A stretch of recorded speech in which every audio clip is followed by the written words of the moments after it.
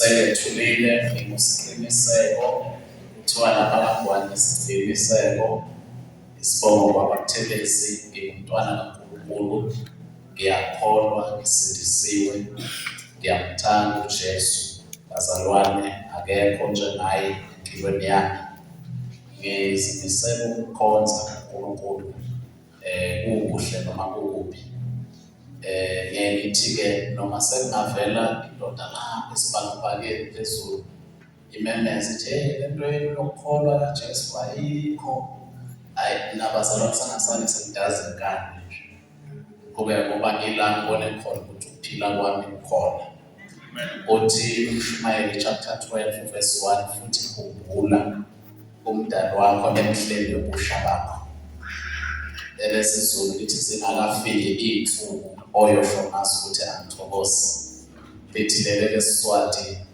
dingekafiki insuku la uyothi khona kuphila angisajabuleli. Haleluya. Siyabonga bazalwane egameni likaJesu. Ngicela nje kafushane ngenxa yesikhathi sethu sidlule lapha Colossians chapter 2 verse 6 and 7 egameni likaJesu. Msindisi Jesu Kristu uwe oyinkosia yebo manje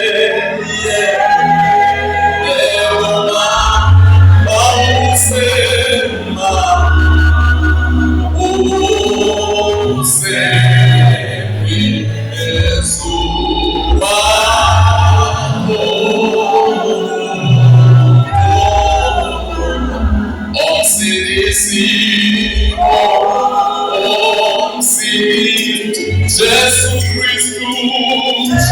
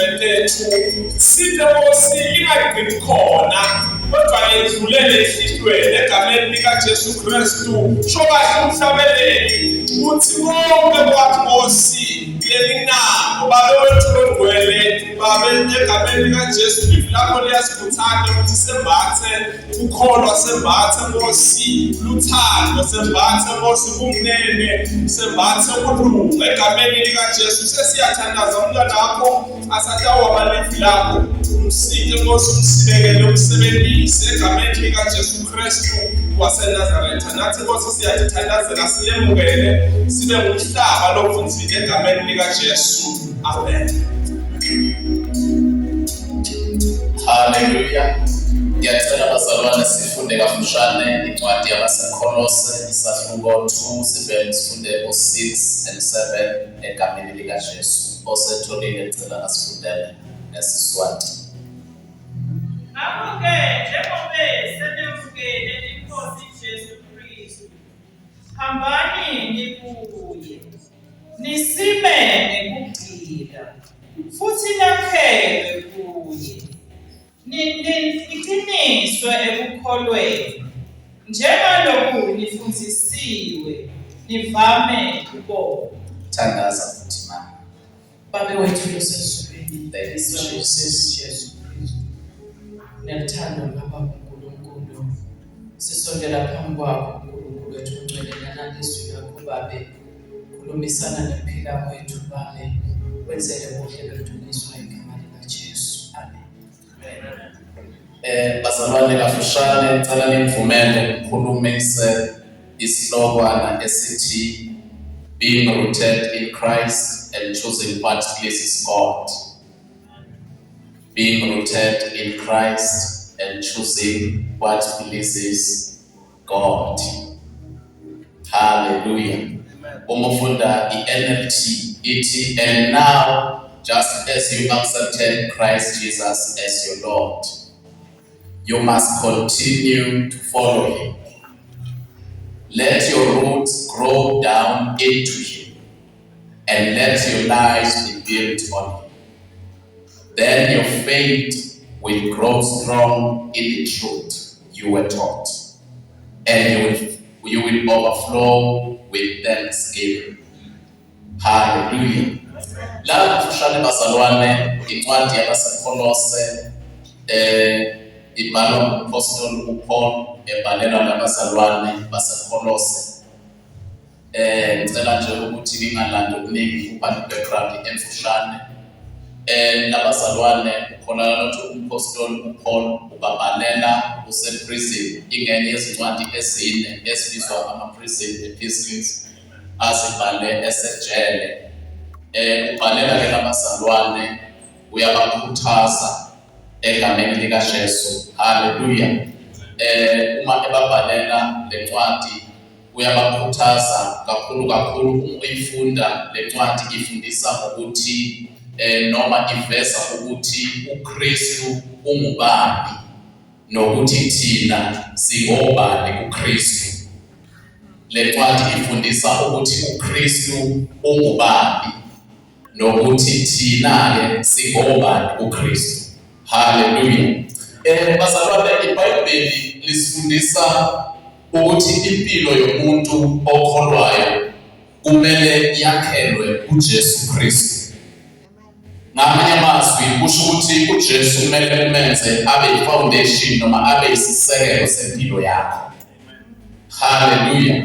Lokho-ke kubizwa ukuthi umzalwane abe nezimpande noma ama-roots ajulile. Haleluya. Ukuze azoba yikholwa eqinile, elikhulayo ekholweni, futhi elinganyakaziseki. Uma umuntu engenazo iy'mpande noma ama-roots aqinile kuKristu, kulula ukuthi aphambuke noma alandele izinto zomhlaba. Njengesihlahla, bazalwane, uma ufunda iBhayibheli kunesihlahla esibizwa ngokuthi umsedari neside. Umsedari isihlahla lesi esitholakala kakhulu eLebanon kwa-Israel. Uma ufunda ngalesihlahla, isihlahla esikhula sibe sikhulu kakhulu, sibe side. Uma sikhula lesi sihlahla siyakwazi ukuphila iminyaka eminingi engaphezulu ka-2000 kuya phezulu. Selokhu nje simile siphila lesi sihlahla umsedari. Uma-ke ufunda ngaso lesi sihlahla uyathola ukuthi into eyenza ukuthi sikwazi ukuhlala sibekezele isikhathi eside kangaka kungenxa yokuthi lezi impande zaso noma ama-roots aso ayaphuma asabalale uma sithole umhlabathi ovundileyo noma umhlabathi omuhle. Kuney'mpande eziphuma zisabalale, manje ziyasabalala, ezinye y'shonale, ezinye y'shonele. Lezi mpande zisibambela ukuthi noma ngabe kuyenzeka kuqhamuka iy'vunguvungu zingabi nawo amandla okusinyakazisa. Bese kuba khona impande ebakhona kuyisida umsedari eyodwa eshona phansi. Uma ufunda uyathola ukuthi ukujula kwayo kuyahamba, kuyenzeka kufike mhlawumbe 5 feet noma kuya ku-10 feet. Ibheke phansi ekujuleni. Lokhu kuyisiza ukuthi ikwazi ukumunca kahle ukudla, imunce kahle amanzi lapha emhlabathini, lokho kuzoyenza ukuthi ikhule kahle. Lesi sihlahla-ke njengoba besengishilo kusenza ukuthi sikhule siqine, sikhule sibe side, sikhule sibe isihlahla noma ngathiwa kuqhamuka ngohlobo lwesivunguvungu. Haleluya. So lesi sihlahla, bazalwane-ke, lokhu kusenza ukuthi sime, siphile noma kunesomiso, kodwa sona sihlala siqhakazile ngaso sonke isikhathi ngoba iy'mpande zaso zinjani, zijulile. Lezi mpande zaso zijulile, zasabalala. Lokhu kusenza ukuthi singakwazi, kungabibikho okungaba namandla okususa lapho sinekhona. Haleluya. Haleluya. Sanibonani bazalwane egameni likaJesu. Haleluya. Lesi sihlahla, bazalwane, sithathwa njengophawu lwamandla nokuma uqinile, ungasamaziseki. Uma sesithathwa siqhathaniswa nabazalwane nempilo yomzalwane, sithathwa njengesihlahla samandla nokwenza ukuthi singasamaziseki, kusho ukuthi isihlahla esinamandla. Mhlawumbe uzobuza bazalwane ukuthi kusho ukuthini, mhlawumbe ngesiswati lesi sihloko sami, being rooted in Christ and chosen what pleases God.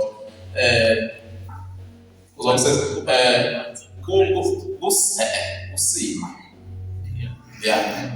Kusima. Haleluya. Ngathi iBhayibheli isiswati, ngombe iswati ngiyazama nje. Yeah. Yeah. Kusima kuKristu. Yeah. Kusima kuKristu nekukhetha lokuthandwa nguNkulunkulu. Haleluya. Mhlawumbe omunye uzoyibuza ukuthi kusho ukuthini ukusima, noma elesizulu lizothi ukuqina. Haleluya. Ukugcina. Okokuqala ukusima noma ukugcina uKristu kusho ukuthi umuntu impilo yakhe isekelwe kuJesu Kristu.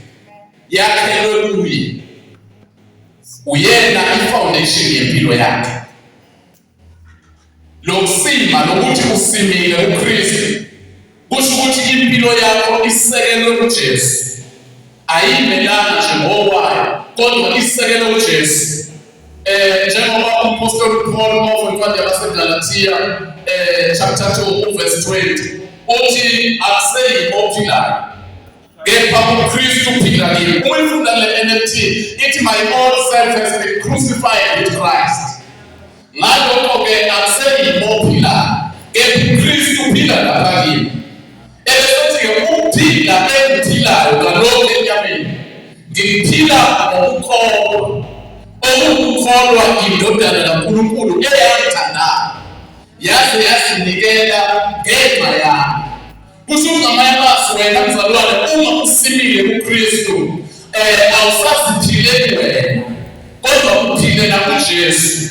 Ngamanye amazwi uma usimile kuKristu wena awusenzi lokho okuthandwa nguwe kodwa wenza lokho okuthandwa nguKristu.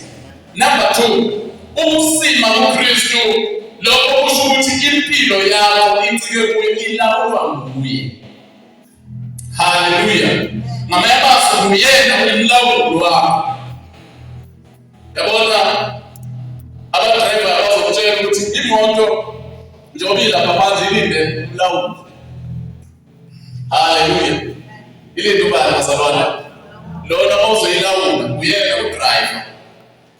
Ozoyidriver njengoba uma umthetho isibhekele embabani namanje kuwe lokho. Yona noma iyathanda angeke sikwenze lokho. Haleluya. Kanjalo impilo yomzalwane kusho ukuthi uma usime kuKristu impilo yakho ilawulwa ngubani? NguKristu. Kanjalo bazalwane uMkristu ugcina noma usima kuKristu ukuze athole amandla nokuqondiswa kuye. Haleluya. So omunye uzothi-ke ngenze njani konke ukuze ngibe rooted in Christ noma ngikwazi ukusima noma ngikwazi ukugxila kuKristu. Yini lo kumele ngiyenze mina njengomzalwane egameni likaJesu? Number 1, kuneverse elijwayelekile lapha Romans chapter 12.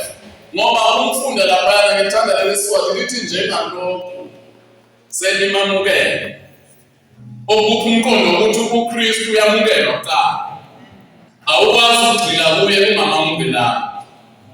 Kusho ukuthi njobe njengalokho ngiyathanda lesi swati afunde njengalokho senimamukele. Cela ufundela mama. Romans lapha lela uqale kuleli ya Romans chapter 12. Ngicela ube Romans chapter 12 la sine khona mama uGalatia uColossians chapter 2.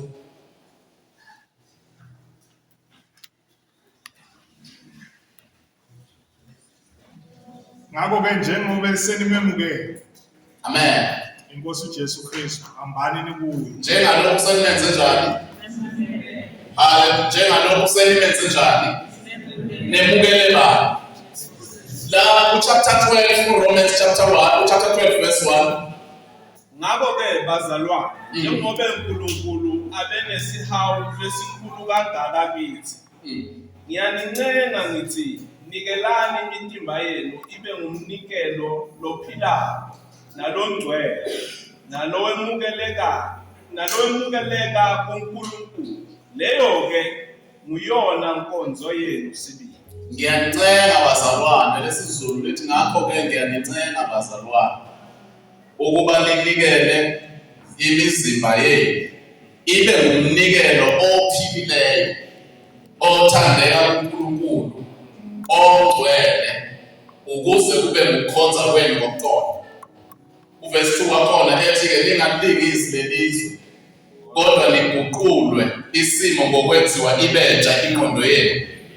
Ebesethi-ke lizoba nokuhlolisisa okuyintando kaNkulunkulu.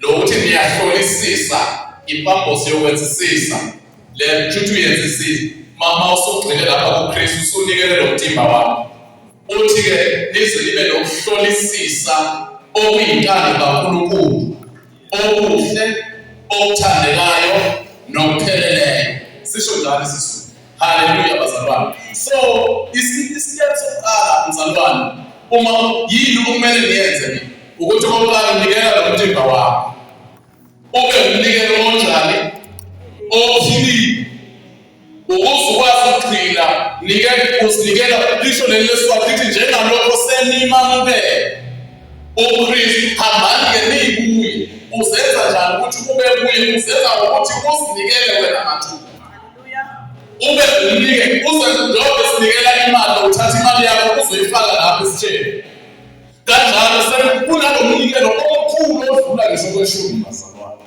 Lo mnikelo onguwe okumele uwenze uyinikele wena mathupha mina somanga sengiyasithatha unomhlabele besuhlabelela ezandla zami zinyawo zami nalo lonke ulimi nalulimi nempahla nakho konke esethi ngethatha konke ngamanye amazwi ngifuna mina ukugxila kuKristu ngifuna ukusima kuye ngiqinile yini ezokwenza angizinikele mina kuqala kuJesu ngithi Jesu nawu umzimba wami nami mina ngikunika inhliziyo yami ngikunika konke okwami thatha konke uzokwazi ukugxila kuKristu.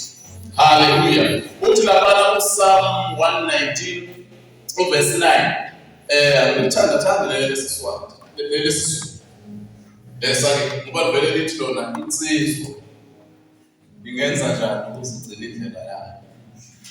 Ngithanda ukuthi sikhuluma sizinsizwa sisodwa bazalwane. Kanti leli lesiswati lithi-ke umuntu lomusha seniyazi ukuthi wayengamthanda leli sizulu lithi insizwa ingayigcina njani indlela yayo ihlanzekile. Leli lesiswati lithi umuntu lomusha angayigcina kanjani impilo yakhe ihlanzekile. Namhlanje sikhiphele umuntu asithi umzalwane yabona lithi ufuna ukusima wena kuJesu ungenza njani lithi-ke ngekuqaphela kuhamba ngelivi lakho. Haleluya. Ungenza njani ukuthi le mpilo yakho-ke ihlale isimile uthi lo Romans ngimfunda uthi-ke ngiyanicela bazalwane ninikele imizimba yenu ibe ngumnikelo ophilileyo othandekayo bese lithi-ke ongcwele. Ngamanye amazwi ukuze ukwazi ukugxila kahle qinisekisa wenza isiqiniseko njengegama lami ukuthi ufuna ukuhamba noNkulunkulu nginjani ngihlanzekile egameni likaJesu. Haleluya. Lesihloko sami besibothi sikabili being rooted in Christ and choosing what pleases God. Amen. Bese umuntu uzothi-ke ukukhetha lokho okuthandwa uNkulunkulu-ke kusho ukuthi lokho nenza njani ukuthi ngichoose lokho okuthandwa uNkulunkulu. Haleluya. Number 1 ukukhetha lokho okuthokozisa uNkulunkulu kusho ukwenza izinqumo ezihambisana nentando kaNkulunkulu. Ngamanye amazwi lo mzalwane iy'nqumo zakhe zihambisana nentando kaNkulunkulu. Uthi uNkulunkulu ufuna ukuthi ngenzeka ngicela ungivulela laphana Hebrews chapter 11 verse 25 egameni likaJesu. Omunye ngicela ngibambele Daniel chapter 1 verse 8. Haleluya. Lokukhetha kusho ukuthi iy'nqumo zakho zihambisana nentando kaNkulunkulu. Ngifuna ukuthi konke engikwenzayo kuhambisane naNkulunkulu, kuhambisane nokuthi uNkulunkulu ufunani. Nikhona bazalwane egameni likaJesu. Hebrews chapter 11 verse 25. Wakhetha ukupheka nesizwe saNkulunkulu kunekujabulisa esonweni kwesikhashana. uMoses lo lithi iBhayibheli mawufunda ngaphezudlwana lithi wathi esekhulile wanda ukubizwa ngendodana yendodakazi kaFaro. Wanda futhi wanqaba wathi angingabizwa ngendodana yendodakazi kaFaro. Wayesenza isinqumo wakhetha. Lithi iBhayibheli wakhetha. Haleluya. Wakhetha ukuthi ngamanye ngikhethe kunokuthi ngijabule isikhashana ngijabula kuphi esonweni. Engathi uMoses kuyangisiza ngalo ukuthi ngizuziswe lonke bese egcineni ngilahlekelwe ukuphila kwami. Kungcono manje ngikhethe lokho kuyintando kakhulu. Uthi-ke lapha Romans chapter 12 verse 2 wakhona njena-ke ukuthi lingalekisi lelizwe kodwa niguqulwe isimo ngokwenziwa ibetha ingqondo yenu ukuze lizoba nokuhlolisisa okuyintando kakhulunkulu okuthandekayo okuhle nokupheleleyo. Haleluya. Ngamanye amazwi le ngqondo kumele niguqulwe bese ukwazi ukwenza ukuhlolisisa. Lo mzalwane akenzi izinto noma kanjani ngoba ufuna ukukhetha kahle lokho kuyintando kaNkulunkulu. Iy'nqumo zakhe ufuna ukuthi zihambisane nentando kaNkulunkulu. Njengamanje-ke mina ingqondo yami ngiguquliwe ngifuna ukukhetha lokhu okujabulisa uNkulunkulu, lokhu okuhle noma okuthandekayo nokupheleleyo. Daniel chapter 1 verse 8 uthi uDaniel ngesiZulu wazimisela enhlizweni yakhe ukuthi angazingcolisi. NgesiSwati lithi uDaniel wazincumela enhlizweni yakhe ukuthi angazingcolisi. Kusho njalo thina. Yes, watincumela kuphi? Kusho ukuthi lo ukukhetha lokho okuthandwa ubani? uNkulunkulu. Lokho kusho ukuthi oqala iy'nqumo zakho mthena iy'nqumo zakho kumele zihambisane nentando kaNkulunkulu. Moses wakhetha bazalwane. Moses wenze yini? Njengomakhelwane uMoses wakhetha. Nawe makhelwane ungakhetha. Noma vele ukhethe nyalo makhelwane. Haleluya. Yes, lapha uDaniel indaba esijwayele. uDaniel wazimisela. Bekela ukuthunjwe eBabylon kubekiwe konke kudekiwe. Kwabekiwe konke ukudla kuzodla laphana isidlo senkosi. Cabanga laphana ukhona uMswati wesindaba. Wesithathu wesibili yabona-ke. Umswati wesithathu. Kuthiwa uyohlezi uyokudla nje lapha. Yeah, cabanga ukudla ibili bonke lapha. But uDaniel wathi noma kungabekwa konke. Nomhlabele embuzo lapha ubani kwambona ukuthi wakukuningi kudekiwe emehlweni ami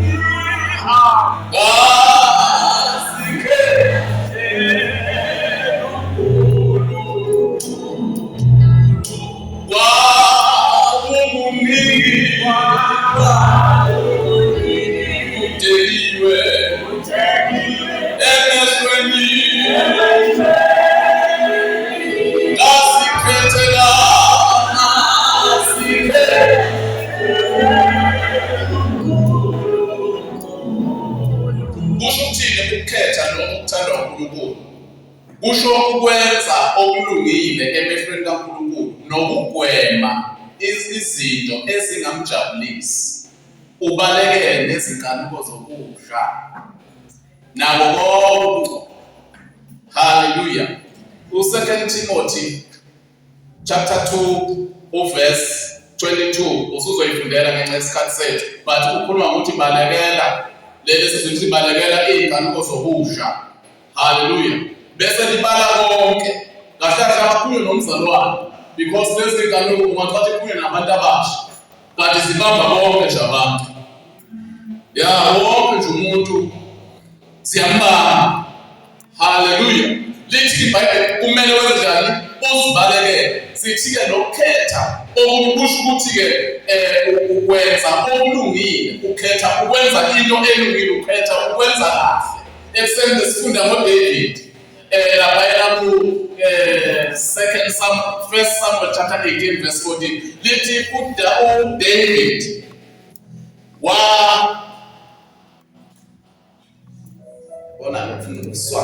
uDavid waziphatha ngokuhlakanipha. Sizosami sheshe kusithole. uDavid wenze njani? Waziphatha. He behaved wisely.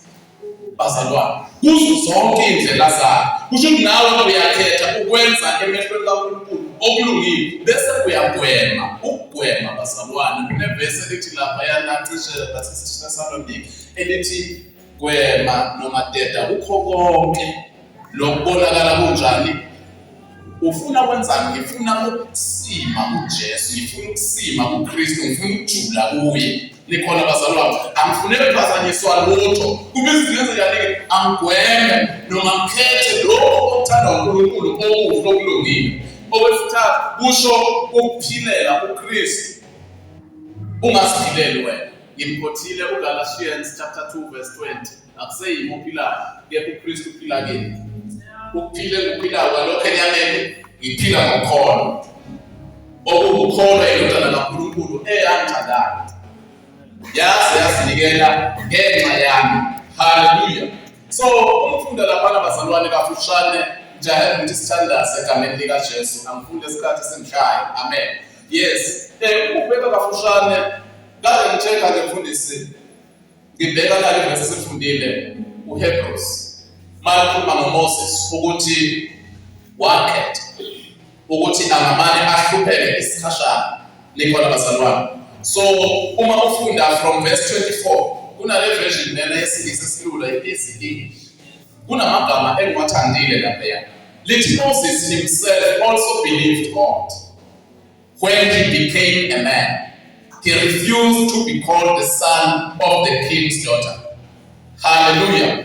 Wekwana bazalwane umhlabelelo wethu ukuthi welikholwa kuma kubo amomhlaba ungahlanga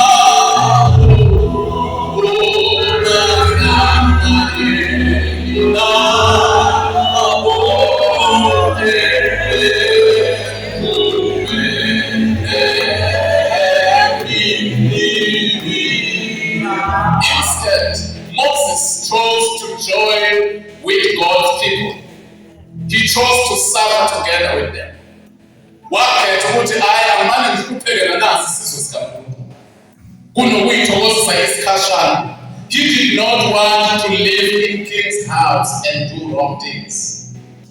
He would only be happy for a short time there. Lapho yasikahle ukuthi lapha kujabula nje isikhashana. Hallelujah. We continue that verse chapter 16, May to 26. With good news, GLT. Will you gain anything if you win the whole world but lose your own life? Of course not. There is nothing you can give to regain your life. Even easy English. Hallelujah. They said Moses could have been very rich in Egypt. Hallelujah.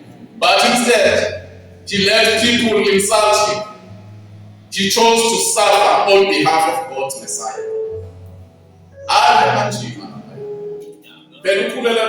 Spend 40 years lapha ekhuliswa isiprince uyazazi impilo yalapha. But wabothi lanzo jabulisa kashana. Ekugcineni uphila kwamzo impilo yami ayizokusima uNkulunkulu ngoba kunawo uNkulunkulu abakhonzwayo. Impilo yami izosuka uNkulunkulu angizokusima uNkulunkulu. Kungcono manje ngiphume la. Likhona bazalwane egameni lika Jesu. Hallelujah. He thought that was worth more than if he had a lot of money. Kusho le Bible is English. Amen. He thought carefully about what God would give him at a future time. Amen. Inkondo kaMoses wayicabanga yonke leyo. La. Kujabula isikhashana nje. Thanda ukwazi kade dewethu uthi selokhu namanje kusehlangise 22 years. Selokhu umshana akenze njalo. Nikhona bazalwane. Yeah. Hayi ukuthi angekwenze lokho. But ukhethile. Lapho la bazalwane. Bengithi ngcono hlala mina kuphela kithi. Hayi ukuthi ngcono la lasihlala iminyaka wesithathu. Yabona hayi ngiyafana. Ubese uthi umuntu eziya akhethe. Yeah. Ukhetha ingane zabantu ukuvuselela. Never again ukubaba flosses. Zinhle ingane zabantu. Kubizwa ukuthi wenze yani ukuze ukwazi ukusima uziyakhetha. Hayi ukuthi ngeke yini. Akusho ukuthi cha. Hayi kaso konke kufunyiwe. Kusho nje abantu umphumela. Uthi konke kufunyiwe kepha kusizi konke. Hayi kusho Paul ngoba seCorinthe. Konke kufunyiwe kimi kepha akusizi konke. Aphinde ethi konke kufunyiwe ukuthi ngingakwenza. Ethi kepha mina anginakubuswa lutho. Kubizwa ukuthi wenze ukhethe. Hallelujah. Hallelujah. uDavid told that lokho wayengaba nemali eningi lapha eEgypt. He thought carefully about what God would give him at a future time. Uthi lapha kwincwadi kaIsaiah, when the time is right, I, the Lord, will make it happen. When the time is right. Uyabona kubizwa ukuthi ulinde. Hallelujah. Egameni likaJesu. Kwesithathu uyabona ngathi ukuthi ufakelwe ipressure abantu babone ngapha kuyenzeka ngapha ubone ngathi ususele wedwa. Namane ungcono manje ubizwe ngebhala. NjengoMoses wathi namane ubizwe ngebhala. Manje kuthiwa angazi ukuthi uyazi ukuthi angiyazi. Awuqinisa ukuthi angazi lutho, ngazi kahle kamhlophe. Phela ukuthi khethi. Hallelujah. As a result of his faith, Moses left Egypt. He knew that the king would be angry, but Moses was not afraid of him. Instead, he continued to trust God. Nobody can see God, but Moses lived as if he could see God. Hallelujah. Yeah. Isithetho sami bazalwane ngisalele 2 minutes egameni likaJesu. Hallelujah. Ukuze bazalwane sibe nesibande kuKristu, kumele impilo yethu yonke yakhe uKristu. Phezu kwakhe. Kade ahlabelela umthelelo thina sakhiwe.